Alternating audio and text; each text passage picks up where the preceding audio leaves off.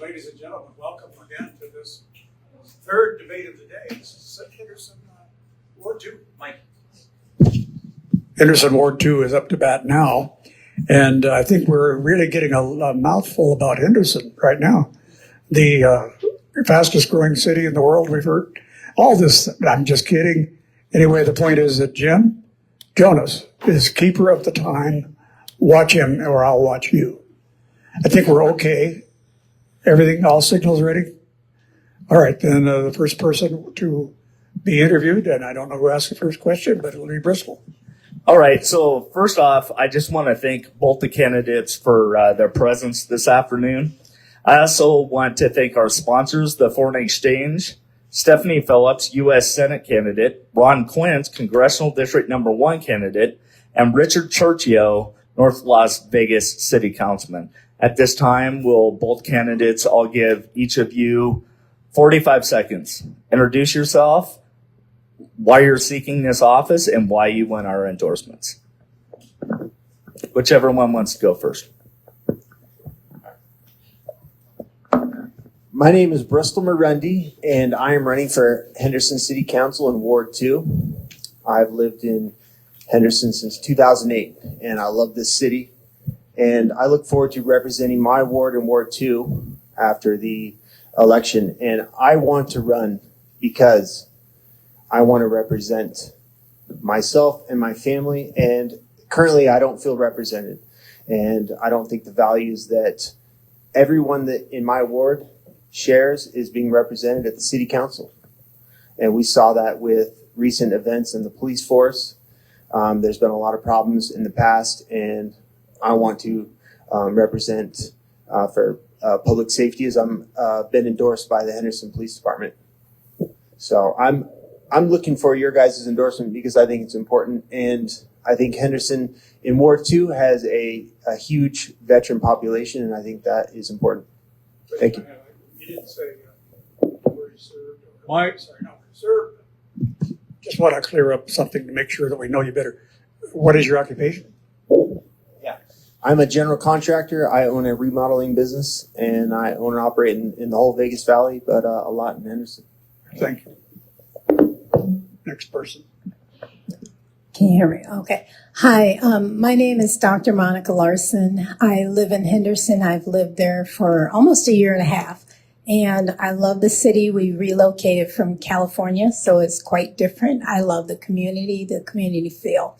I've been attending all the city council meetings for the last 6 to 8 months, just trying to get aware of the city in a sense of how they operate, what their integrity is, and how they operate and run things. Why I want to run is for that very reason, because I went there as a citizen to bring and address concerns that weren't addressed over and over and over and over again. And I said, I want to make a difference. I already work with the Henderson Police Department. I've always worked with the police department throughout my entire career, especially being in forensic psychology. I work now with the Neighborhood Watch program.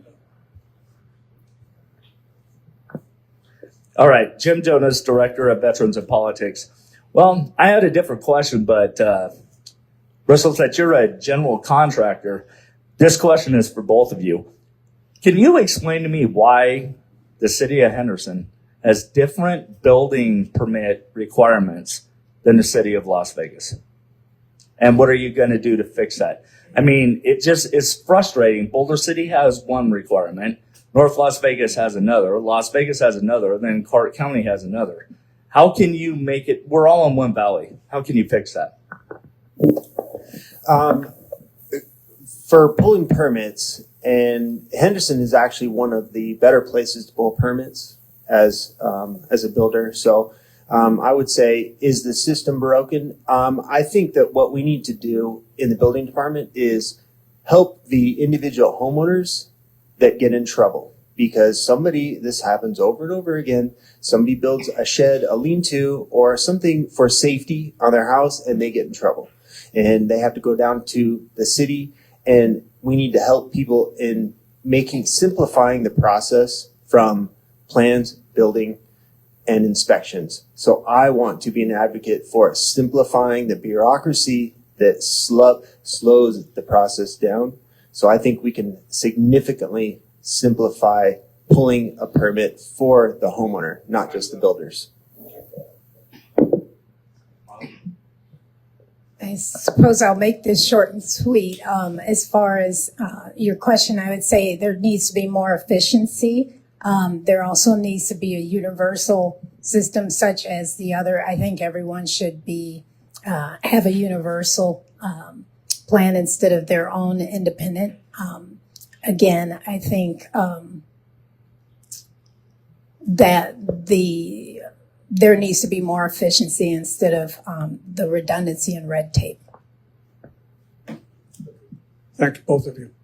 I have a question, just Dr. Monica, where did you move from? You said you had been there for a year and a half. Mm-hmm. We moved from Pasadena, California. I see. Did you seek office there? No, I did not. Okay, thank you. Andre Haynes, Armed Forces Chamber. This question is to both of you, and we'll start with you first, Doctor, to answer. It is a general contractor or psychologist better equipped to be a council person? Please explain your answer. Well, I would vote for a psychologist in the sense that, and not that I'm being partial, however, I am. No, I think a psychologist would, because I have an understanding of people. I know directly how people's emotions, feelings, trauma, complex trauma, and all of those situations arise, and how to better treat that. And I can use my resources to be able to provide assistance to individuals. Same question. Is there another question? All right. I think as a general contractor, my experience building and going through the planning department and going through plans and building is an asset for the developments that Henderson is bringing in. You see these large buildings, and downtown Henderson, guess what's happened? We have a building that is frozen. There's right across on Water Street, the building stopped. And what's happened? Well, I can understand these situations and I can help negotiate. Maybe the city needs to step in and help this, because this project is probably going to sit for 5 to 10 years, and I don't want another Fontainebleau downtown Henderson.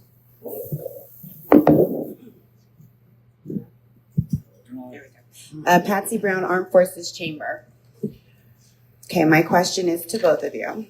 Nationwide, American citizens are feeling abandoned by their elected officials due to the migrant crisis in sanctuary cities. A sanctuary city is a municipality that limits or denies its cooperation with the national government in enforcing immigration law. A city council and mayor will usually declare itself a sanctuary city and enact the policies that are welcoming to immigrants. If granted the privilege of election, would you vote to make your city a sanctuary city? Absolutely not. I don't think, I would not vote for a sanctuary city. I think that the private sector and the churches and the nonprofits can help those who need it, immigrants and homeless. And I think we need to support those programs as a city, but I don't support that. I think that's sending the wrong message to America. If I could just interrupt a little bit. Your concept of a sanctuary city essentially means, if I'm not mistaken, that a person of undocumented nature can come and live in the city and be unbothered by officials of any kind. Yeah. Whatever they say, yes. I want to make sure we all understand the ground rule on that question, because it is rough. Okay, thank you. Dr. Monica? Yes, I would vote no. We've seen that in California, and it is a disaster, to say the least, in other states. So the crime increased, the degradation of areas increased dramatically.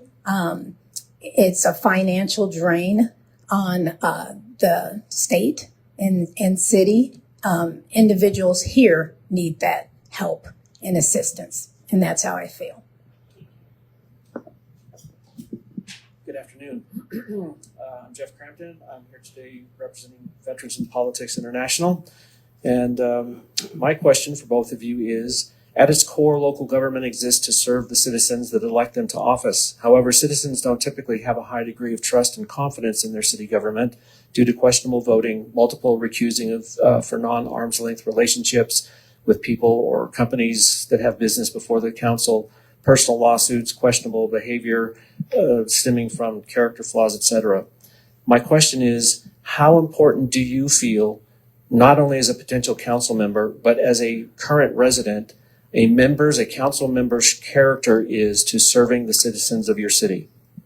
It is imperative. Integrity and honesty is key and paramount. You're elected into that role, and you cannot deviate with your own agenda, motivation, and I'll scratch your back if you scratch mine mentality does not work. Your character is paramount in everything, and integrity is everything that you have. That's your word. Your word is your bond. And you give your word to the citizens that you're going to honor and uphold ethics, laws, and integrity, and follow through with what you say. You need to do what you say. I think we hold our police to a high standard, and I don't think a council member should be above the law or above what the police have to uphold in a city. So if a policeman is deemed to have falsified on documents, he's no longer allowed to testify in court because he will be his credibility is gone. And I think we need to hold our elected officials to that same standard, that once they have lied, their trust is gone and they should not be in their position. Can I say one thing, or is it too late? I have Make it quick. I've observed sitting in those council meetings where people keep abstaining from voting because they have to recuse themselves because they have a conflict of interest. 1, 2, 3, 5, 10, 15 times is a problem. Thank you very much. Thanks for coming out today. Matthew DeFalco, Nevada Democratic Veterans and Military Families Caucus. My question is, what would you like to see increased from the city's budget, and what would you like to see cut from the city's budget? Thank you. I would like to see first responders budget increased. I've witnessed where the fire chief had to beg for finances because they have dilapidated trucks in buildings that need renovations, and their wait time because there's a threshold on how they're supposed to respond, which is life and death. It's decreased because of those constraints that they have, and they've literally had to beg. And so, in addition, with the police staffing being down, they need the resources. I would put the resources first with first responders and also with homelessness and veterans, and decrease. Time's up. Sorry. It's okay. I think it's a good question that we need to ask. Is Henderson currently, with the purchase of like a Fiesta for $32 million, was that a wise investment? Is that good for the city? Did the people vote on that? When you ask your average citizen, they have no clue that happened. And that falls partly on the shoulders of the citizens. They need to be more involved. But is it wise?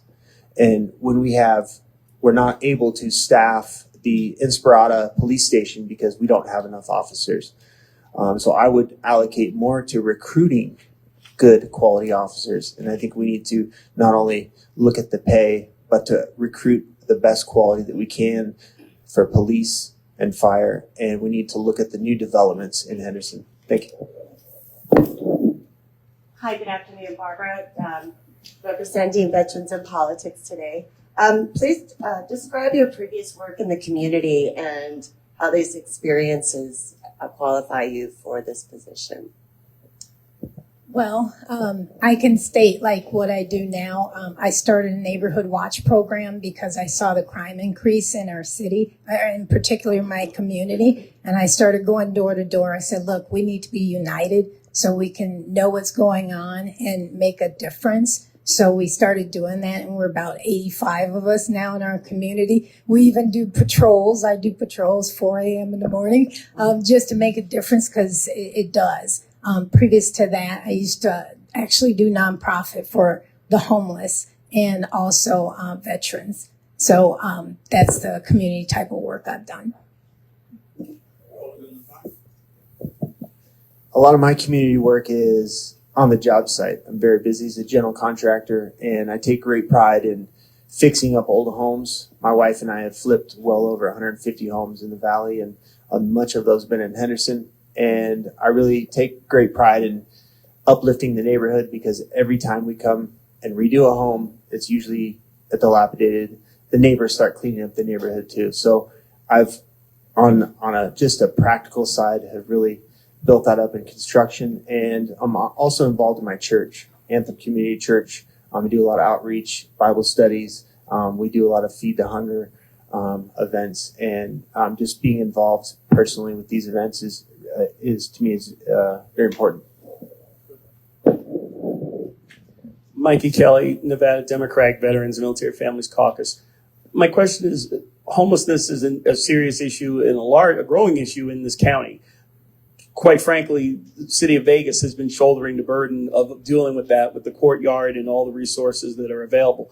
The question I have is, what do you plan on doing to address the issue of homelessness in Henderson, and as far as collaborating with the county and the city of Las Vegas to try to bring a collaborative resolution or solution to homelessness, and as well as mental health? Okay. I would like to, I know that the Veterans Administration has a program that they just rolled out called Functional Zero, which will assist the homeless veterans first with who are ready. They'll help with putting in a shelter initially, then temporary shelter, and then the plan is permanent shelter. So I would like to collaborate with the other organizations to be able to provide that. I would also work very closely with one of the city council members, Carrie Cox, who I know is very passionate about veterans, and she would be a supporter with me to work collaboratively to do that. And I would like Was that specifically veterans, or was that just homelessness? Homelessness in general. Yeah. Homelessness in general. Yeah, that's a good question. I see it in downtown Henderson. I'm there early mornings or late nights, and I see that homelessness does exist. And I think a lot of what we can do is, I don't think the city should burden this completely. I toured Vegas Stronger with Dave Marlin. He's a homeless shelter, and I think he's doing a terrific job. And I think we should allow that nonprofits to partner, because I think they, in my opinion, do a better job than the city and the bureaucracy can handle. So I think that conversation needs to be had. The city council needs to allow nonprofits to help in this situation, because there's plenty of funding. Thank you for your answers. The time is up on that one. Good afternoon. My name is Gary White, Nevada Democratic Veterans Caucus. My question is on access. What is your opinions of a collaboration for everybody in the valley on a public transportation system, i.e. light rail? A lot of us are locked into particular areas because we have no transportation and can't afford a car. So it's very important to have that kind of access to medical, mental, and having a job. What do you think about that? for the transportation component. Yes. Well, I had done some research, and I know that the veterans offers one van that will assist, and they're one of 24 in the country that provides assistance, transportational assistance to be able to get to the necessary appointments that they might have. But I think that there needs to be obviously more. We had that in California where they provided transportational assistance to veterans. Well, actually, I was talking about overall for everybody. Oh, for everyone. I'm going to run out of time. So, okay. So there needs to be some collaborative effort with, there's plenty of vans, some type of collaborative effort with a fleet company that can maybe champion that to assist with that. I know that with the bus system too, I'm not very familiar with the busing system, but I can look into it. But I know there's a collaborative effort needs to be made, and I would work with. Thank you for your answer. Good question. Next. It's kind of a two-part question, right? Transportation and access to Everything. Okay. Right. I think transportation is definitely a city. I think Henderson needs to look at, there's other cities that I've been to and that I'm familiar with, like, I hate to say Portland as overall example is not good, but they do have a great transportation system. And I think that we need to look at that and make sure there is access, because that should not belong to the private sector. But as far as jobs, as a private sector business owner, I believe that it is not the job of Henderson City Council to create jobs for the public. Mel Tillar, Nevada Democratic Veterans and Military Families Caucus. This is for both of you all. From your standpoint, what is the number one problem facing Henderson, and what is your solution? Crime, in my opinion. I've seen the increase. I've seen the increase in the statistics because I receive the stats every day, being on the neighborhood watch captain. So I see the crime intake. It's increased dramatically, and I know the police are doing everything that they can, but they're limited with their resources. That's why they formed the neighborhood watch program, so citizens could assist them with whatever they could to offload them. But I do think crime is number one. I think Henderson is facing a problem of massive expansion without responsible growth. And we see that in the empty buildings, the buildings that are stopped, that are frozen. There's two right next to City Hall that have not continued building. And I think that creates a safety problem right there. Empty buildings, homeless are in there. And I think that right off the bat is just a visual. And I think we need to be responsible when we grow. There was how many years went between building a new fire station? I think it was like 12 or 15 years. And that's a problem. So I think we need to pull the brakes on grow. And, well, let's look at this situation and let's grow responsibly. That is a complete question and answer. Done well. Any last minute? Okay, just 1 second. So we got about 8 minutes left for this interview, so we'll be able to ask a couple more questions. I just want to clarify something for public record. I want to thank both candidates for coming. I just want to publicly announce that maybe it was a scheduling conflict or whatever, but current city councilman for Henderson Ward 2, Dan Shaw, is not here today. So everybody might want to take that into consideration. So I do have another one question I'd like to ask. Another one. The number 4 line item in the Henderson Master Plan for 2024 through 2027 is to expand access to high quality early childhood education. What is your plan to accomplish this within the city's current budget? Dr. Monica, if you'd like to go first. Well, I would have to see what the line item is for what they're budgeting for it, but early childhood education is imperative. Education is paramount for children in general, and being someone who has gone through my educational experience as long as I have, I know how important that is. My mother, I grew up with from a divorced childhood, so we didn't have access or resources for that. So I think resources in early childhood or development are important.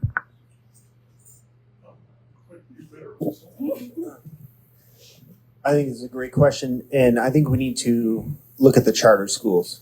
Charter schools are extremely important, and there's a waiting list in Henderson to get into those schools. And I think we need to allow, the Clark County school system is a monster. And I think Henderson needs to break free from that. We're our own city. We have our own police department. We have our own city hall. Why don't we have our own school district? So we need to do that. And until then, we can open more charter schools and allow parents to have more choice where their kids are going to go to school. Thank you for adding that last question. That was a good one. It got out new stuff. I have a follow-up on my previous question. Right? Sure. I don't know if you guys can hear me. There you go. So previously I asked about what we would give more funding to, what we would take funding away from. Bristol, I really appreciated your answer. You talked about police, specifically in Inspirado, where I live. There's not enough police there. We need more police. The problem is, though, it gets tough when you're on the council.